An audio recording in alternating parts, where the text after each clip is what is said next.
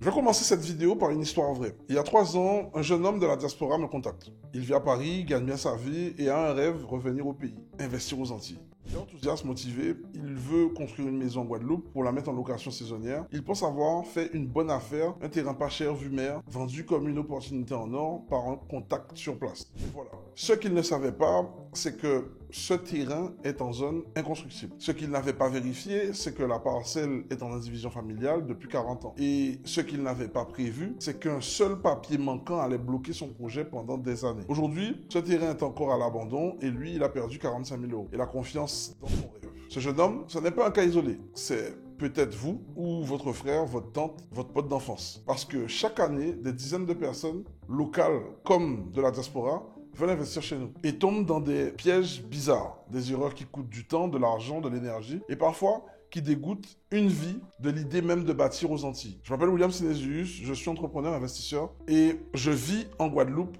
depuis ma naissance. Depuis des années, j'aide des femmes, des hommes de notre territoire ou qui veulent y revenir à bâtir un patrimoine solide, utile et durable. Pas du rêve, pas des promesses, des projets concrets ancrés dans notre réalité. Et aujourd'hui, je veux vous parler de cette réalité. Parce qu'investir aux Antilles, ce n'est pas comme investir en France hexagonale. Les règles ne sont pas tout à fait les mêmes. Les risques non plus d'ailleurs. Il y a des spécificités juridiques, des dangers naturels qu'on néglige, des erreurs stratégiques qu'on répète sans s'en rendre compte. Et le pire, c'est que certains vous vendent ces erreurs comme des opportunités. Mais bon, ce n'est pas de leur faute uniquement. C'est aussi parce qu'on n'a jamais pris le temps de vous former à cette réalité. Alors aujourd'hui, on va le faire. Dans cette vidéo, je vais vous partager 3 erreurs les plus fréquentes que je vois dans les projets immobiliers aux Antilles. Croyez-moi, ces erreurs sont évitables. Si on sait quoi regarder, quoi vérifier et avec qui travailler, on parlera de terrain qu'on croit acheter, mais qu'on ne possède jamais. On parlera de maisons qui ne peuvent pas être assurées et on parlera de montages bancals qui font tomber des projets avant même leur première pierre. Mais surtout, je vais vous montrer comment les éviter, comment sécuriser vos investissements et comment construire un vrai patrimoine local avec fierté. Et à la fin de cette vidéo, je vous parlerai d'un événement unique que j'organise ici aux Antilles, le Lianage Festival. Un espace où on forme,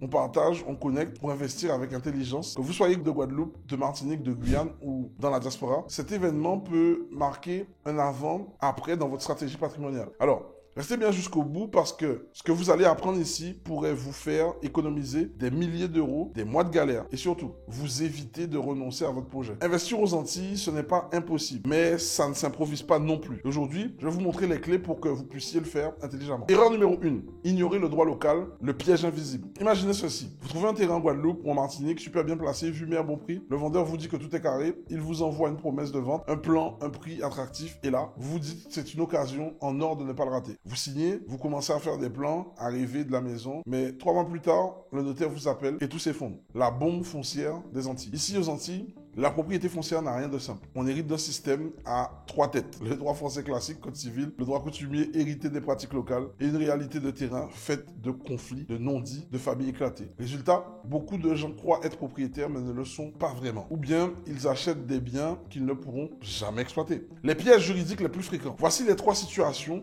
les plus courantes que je vois chaque mois. Les terrains en indivision familiale. Le terrain appartient à une famille nombreuse depuis des générations, mais personne n'a réglé la succession. Il peut y avoir 8, 15, parfois 30 héritiers. Si un seul héritier s'oppose à la vente ou s'il est introuvable, la vente est bloquée. Enfin, pas tout à fait parce que avec la loi de chimie, ça a changé. Le titre incomplet ou caduc. Parfois, le vendeur n'a jamais régularisé le titre auprès du cadastre ou le terrain n'est pas borné. Et là, impossible d'avoir un permis de construire. Les terrains pas chers en zone inconstructible. Certains vendeurs vous font miroiter une belle opportunité, mais le terrain est en zone rouge, PPRN ou agricole strict. Vous achetez, mais vous ne pourrez jamais construire légalement. Une erreur qui peut coûter des années et des milliers d'euros. J'ai accompagné une femme récemment, elle avait acheté un terrain il y a 12 ans, pensant pouvoir y construire sa maison de retraite. Elle avait même commencé à faire des travaux, mais le terrain était en indivision. 2 héritiers, jamais localisés, bloquaient tout. Elle a perdu son argent, son temps et beaucoup d'énergie. Le plus triste, cette situation aurait pu être évitée. Avec une bonne vérification en amont, la solution sécurisée juridiquement avant d'acheter. Voilà ce que vous devez faire avant même de penser à signer. Demandez un état hypothécaire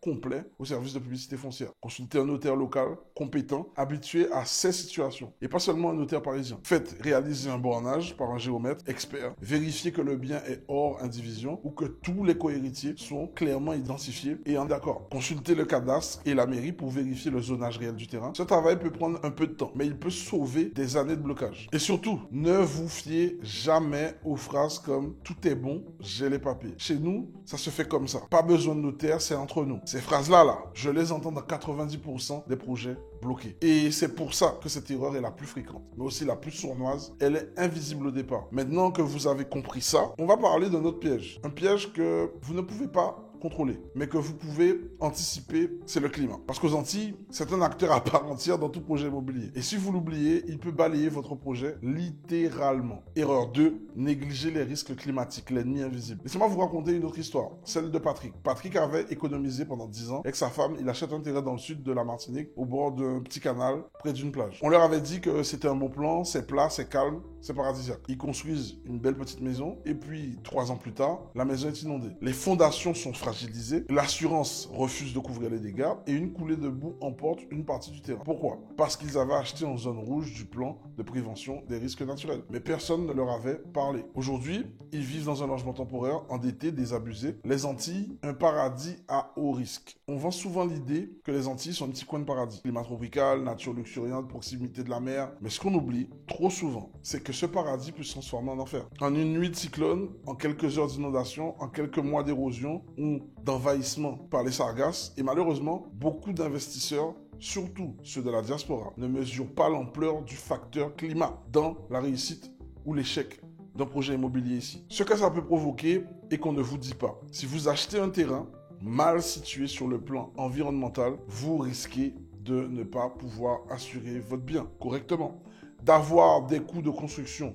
bien plus élevés pour respecter les normes cycloniques, d'avoir un terrain qui se dégrade rapidement, érosion, glissement de terrain, de voir la valeur du bien chuter, car personne ne veut de logement à risque. Pire encore, vous pouvez avoir un bien parfaitement construit, mais invivable pendant plusieurs mois de l'année. Par exemple, j'ai vu des appartements littoraux inoccupables pendant toute la saison des sargasses. Et les propriétaires ne peuvent rien faire. Pas d'indemnisation, pas de solution. Voici quelques erreurs fréquentes que je vois tous les ans. Acheter en zone inondable sans même consulter le plan. Construire sans respecter les normes parasismiques et paracycloniques. Ne pas vérifier la proximité des cours d'eau, falaises, zones de glissement ou de submersion marine. Ne pas prévoir un système d'évacuation d'eau suffisant en cas de pluie torrentielle. Ne pas demander une étude de sol alors que certaines parcelles sont instables ou argileuses. Tous ces éléments peuvent être déterminants, mais sont trop souvent ignorés. Pourquoi? Parce que le terrain est bien placé, parce que la vue est belle, parce qu'on a eu un coup de cœur. Mais en immobilier, le coup de cœur est parfois le pire des conseillers. Comment se protéger? Les réflexes à avoir, voici ce que vous devez faire avant tout achat au début de vos travaux. Consultez systématiquement le PPRN, plan de prévention des risques naturels, disponible en mairie ou sur les sites de la DIL. Faites une étude de sol si vous êtes dans une zone potentiellement instable. Demandez un avis d'urbanisme à la mairie, incluant les risques naturels. Assurez-vous que votre plan de construction respecte les normes paracycloniques et parasismiques. Prévoyez un budget assurance spécifique si vous êtes en zone exposée. Si vous êtes en bord de mer, vérifiez les cartes d'élévation en cas de montée des eaux. Ces démarches peuvent coûter un peu de temps et d'argent, mais elles peuvent vous éviter des dizaines de milliers d'euros de pertes et des années de procédure. Ce que vous devez retenir ici, c'est que le climat, c'est un acteur immobilier aux Antilles. Il doit être intégré dans votre analyse au même titre que l'emplacement ou la rentabilité. Et comme pour le droit foncier, il ne suffit pas de demander à un vendeur ou un agent si tout va bien. C'est à vous de faire le travail de fond. Maintenant, imaginons que vous avez trouvé un terrain solide, bien situé, hors des zones à risque, avec tous les documents en règle. C'est parfait, non? Eh bien, pas encore. Parce que beaucoup de projets tombent à cause de la dernière grande erreur, le mauvais emplacement économique et le mauvais montage financier. Et c'est ce qu'on va voir maintenant. Parce que sans stratégie, même un bon terrain devient une mauvaise affaire. Erreur numéro 3, mauvais emplacement ou mauvais montage financier. Le piège silencieux. Ce qu'on va voir maintenant est peut-être l'erreur la plus silencieuse de toutes. Pourquoi? Parce qu'elle ne se voit pas tout de suite. Vous avez un terrain en règle, hors des zones à risque, tout semble carré, vous commencez à construire ou vous lancez un projet locatif et au bout de quelques mois, vous vous rendez compte que ça ne décolle pas. Personne ne loue, personne ne veut acheter à proximité. Vous avez du mal à rembourser votre prêt. Et là, la vérité vous frappe comme un caillou en pleine figure. Vous avez mal choisi, mal pensé, mal monté le projet. Le mythe du bon coin pas cher. Aux Antilles comme ailleurs, il y a des zones dynamiques et des zones mortes. Et pourtant, beaucoup d'investisseurs tombent dans ce piège. Acheter dans une zone reculée, sans emploi, sans commerce, sans perspective, miser sur une zone touristique qui ne l'est pas vraiment, se laisser séduire par le calme ou la vue, mais sans se poser la seule vraie question. Est-ce que mon projet aura une vraie demande ici? Un terrain pas cher ne veut pas dire que c'est une bonne affaire. Un bel endroit ne veut pas dire qu'il est rentable. En immobilier, l'emplacement n'est pas une question de beauté, c'est une question de stratégie. Emplacement, ce qu'il faut réellement analyser. Voici les critères que j'utilise et que je vous recommande. Proximité des bassins d'emploi, hôpitaux,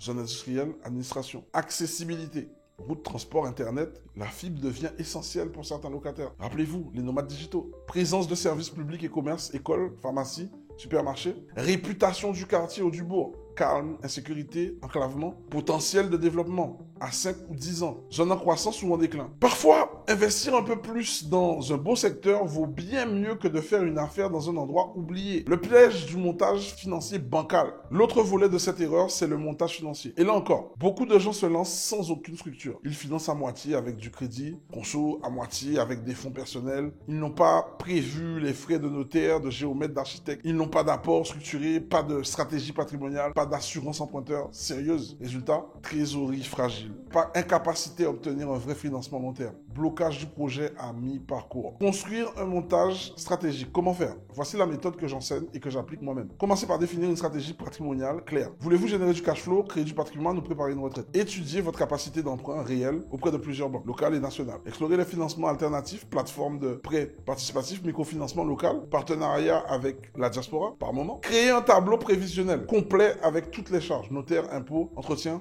assurance, vacances locatives. Si vous n'avez pas d'apport, formez-vous à la négociation avec des investisseurs ou des partenaires locaux. Il ne s'agit pas d'être riche, il s'agit d'être structuré. Les banques aiment les projets solides, pas les projets bricolés. Exemple, un mauvais montage devenu un échec, inévitable en vrai. Une jeune femme de la diaspora m'a contacté l'an dernier. Elle avait acheté un terrain en Guyane avec l'idée de faire 2 studios pour du Airbnb. Elle avait utilisé un crédit conso, pensant que ce serait plus rapide. Elle n'avait pas anticipé les frais de raccordement au réseau électrique. Elle a sous-estimé les délais administratifs. Résultat, le projet a explosé. Elle paie encore aujourd'hui des mensualités pour un terrain vide. Tout cela uniquement parce qu'elle avait mal monté son financement. Cette erreur est discrète, elle ne fait pas de bruit, mais elle détruit des projets de l'intérieur. Et pourtant, avec un peu de recul, de formation, d'accompagnement, elle aurait pu totalement être évitable. Et c'est exactement ce qu'on fait au Lionnage Festival. On apprend à choisir les bons emplacements, construire des montages solides, éviter les pièges, et on transforme les rêves en plan d'action. Conclusion, investir chez nous, mais pas à l'aveugle. On a vu ensemble les 3 erreurs majeures qui ruinent des projets immobiliers aux Antilles. Acheter sans comprendre les réalités juridiques locales. Sous-estimer les risques climatiques qui font pourtant partie de notre quotidien et se lancer dans des projets sans stratégie d'emplacement ni montage financier structuré. Ces erreurs, je ne les ai pas inventées, je les vois tous les mois. Ce sont des histoires vraies, des gens motivés, sérieux, parfois brillants, mais mal préparés. Et le plus frustrant, c'est que ces erreurs sont évitables. Il ne manque pas d'intelligence, de moyens ou de volonté. Ce qui manque, c'est l'accès aux bonnes informations, aux bons réflexes et aux bons réseaux. Ce que cette vidéo voulait vraiment vous transmettre, c'est que vous devez être lucide, vous devez être armé et vous devez comprendre que l'immobilier en Guadeloupe, Martinique, Guyane, c'est possible chez vous. Mais c'est pas un miracle. Vous devez être formé, ok? Et si on continue à les exploiter, sans stratégie, à acheter au feeling ou à reproduire des erreurs, parce que tout le monde fait comme ça, eh bien, on va gaspiller cette richesse. Vous vous souvenez de l'histoire du jeune homme qui avait perdu 45 000 € dans un terrain constructible? Il a refait son parcours. Il s'est formé et il investit aujourd'hui, mais avec méthode. Patrick, qui a été victime d'une inondation faute de vérification du PPRN, a depuis rejoint une coopérative qui travaille sur des logements éco-responsables. Et cette jeune femme qui s'était lancée sans plan financier en Guyane, elle est aujourd'hui associée à un investisseur local. Son projet a été relancé, repensé et sécurisé. La différence, c'est l'accès à l'accompagnement. C'est ce que je veux vous offrir. Le prochain Lionnage Festival, il a lieu en octobre. Soyez connectés et les places partiront très très vite. Allez, c'était Will du mouvement Lionnage.